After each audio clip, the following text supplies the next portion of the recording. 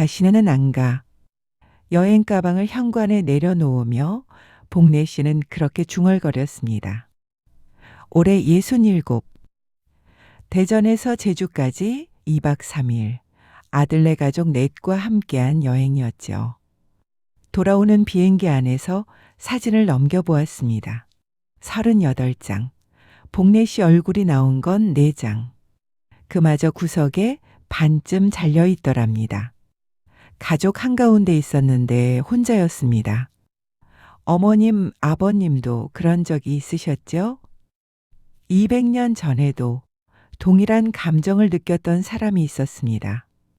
가족에게 잊힌 줄 알고 차가운 골방에서 천장만 올려다다 보던 사람. 그 사람도 이렇게 중얼거렸을지 모릅니다. 다시는 편지 안 한다.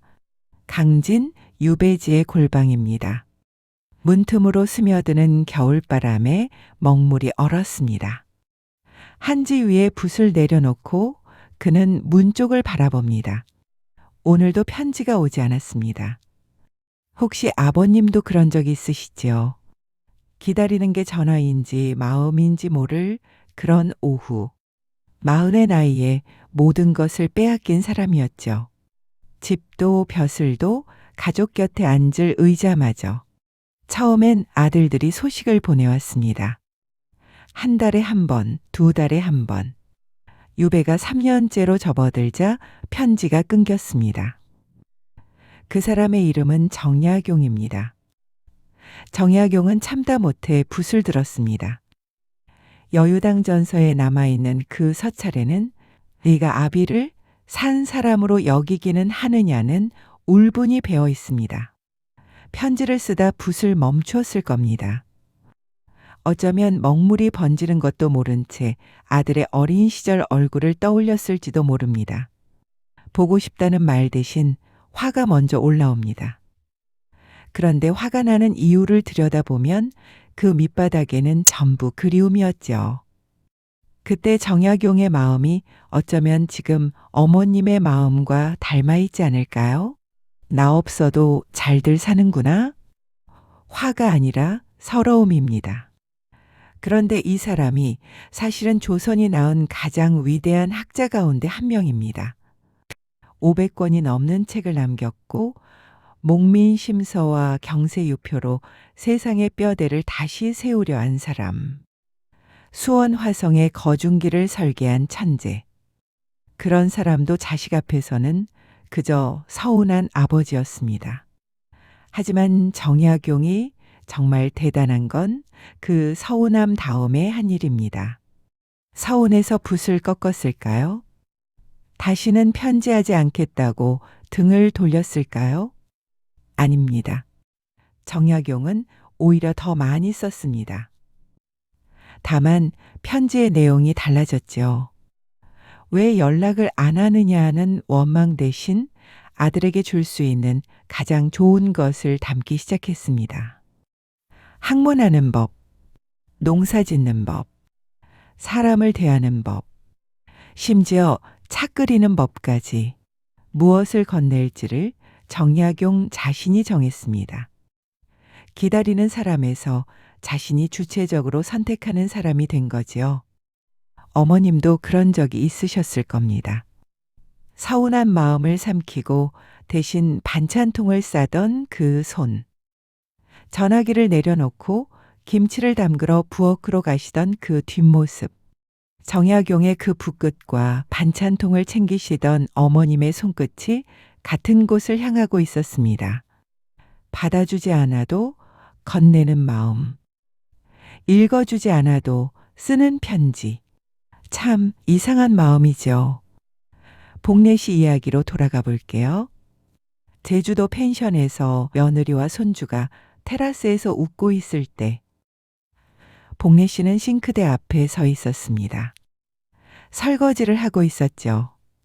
급식실에서 24년을 일하고 은퇴했는데 여행 와서도 부엌이었습니다. 제주 해안도로를 걸었습니다. 바람이 좋았죠. 아들은 손주를 어깨에 태우고 앞장서고 며느리는 둘째 손을 잡고 그 옆에 나란히 걸었습니다. 웃음소리가 바람에 실려왔습니다. 복래 씨는 시큰한 무릎을 달래며 한 발 한 발 뒤에서 따라갔죠. 걸음이 느린 건 알고 있었습니다. 먼저가 천천히 갈게 한 것도 복래 씨 쪽이었습니다. 그런데 정말로 아무도 뒤를 돌아보지 않더랍니다. 한 번쯤은 어머니 괜찮으세요? 할 줄 알았습니다.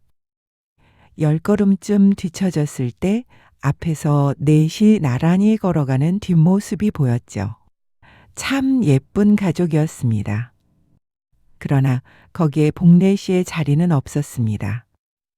가족 사진에서 늘 카메라 뒤에 서 있는 사람이 있습니다. 셔터를 눌러주는 손은 사진에 찍히지 않지요. 찍히지 않는 건 사랑받지 못해서가 아닙니다. 오랫동안 주는 쪽에만 서 있다 보니 가족이 그 자리를 공기처럼 여기게 된 거죠. 자식들이 나쁜 게 아닙니다. 바쁜 일상 속에서 어머니가 늘 거기 있는 사람이 되어버린 거지요. 너무 가까이 있어서 오히려 보이지 않게 된 겁니다. 오랫동안 주기만 한 사람은 어느 순간 자기도 모르게 받는 법을 잊어버리더군요. 주는 손이 사진에 찍히지 않듯 주는 마음도 보이지 않게 되는 법이죠. 그런데 어머님, 정약용은 기다리지 않았죠. 아들에게 무엇을 건넬지 자기가 골랐습니다. 그것이 이 사람의 진짜 힘이었습니다. 정약용의 유배는 18년이었습니다. 18년. 6570일의 아침을 골방에서 맞은 겁니다. 그 긴 세월 동안 정약용은 편지를 멈추지 않았습니다. 18년 만에 고향으로 돌아왔을 때 아들들이 서 있었죠. 그런데 아들들의 손에는 아버지가 보낸 편지가 수백 통 남아 있었습니다. 한 통도 버리지 않았습니다. 읽지 않은 게 아니었습니다. 답장을 못한 거였죠. 유배된 아버지에게 뭐라 써야 할지 그 무거움 앞에서 붓을 들지 못했던 겁니다. 자식은 지금 당장 답장을 못하는 것일 뿐입니다. 하시는 안가. 어쩌면 정약용도 복래 씨처럼 그렇게 중얼거렸을지 모릅니다. 하지만 그는 다시 붓을 들었죠. 다시 쓰기로 했습니다. 여행에서 돌아와 가방을 내려놓으며 다시는 안가 하셨던 그 마음 저는 압니다. 그건 미움이 아니죠.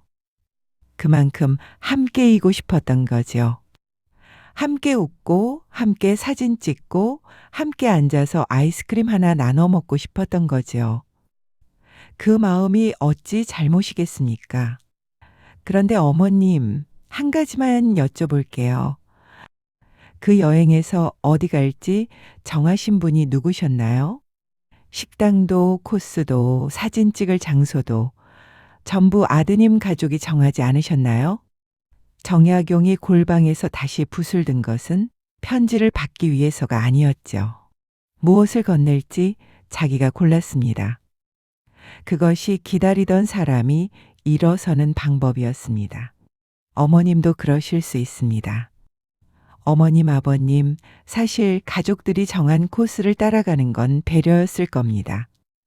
하지만 이제는 그 배려를 조금만 양보해 보세요. 내가 가고 싶은 곳, 내가 먹고 싶은 것을 말하는 순간 그 여행의 주인공은 다시 어머님, 아버님이 됩니다.